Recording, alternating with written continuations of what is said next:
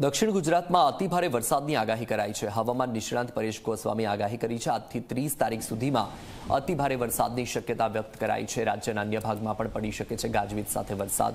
બંગાળની ખાડીમાં સિસ્ટમ સક્રિય થતા વરસાદ પડશે। 27 અને 28 તારીખે વધુ વરસાદ પડવાની શક્યતા।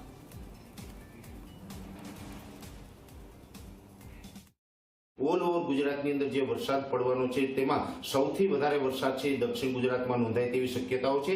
દક્ષિણ ગુજરાતમાં પણ ખાસ કરીને ભરૂચ, અંકલેશ્વર, રાજપીપળા, સુરત, વલસાડ અને નવસારી જેવા વિસ્તારો છે જેમાં 4 થી લઈને 6 ઇંચ વરસાદ અને 1-2 સેન્ટરની અંદર 6 ઇંચ કરતાં પણ વધારે વરસાદ પડે એટલે દક્ષિણ ગુજરાતમાં ભારેથી અતિભારે વરસાદની શક્યતાઓ છે। દક્ષિણ ગુજરાતના બીજા જિલ્લાઓની અંદર પણ મધ્યમથી ભારે વરસાદો જોવા મળી શકે છે।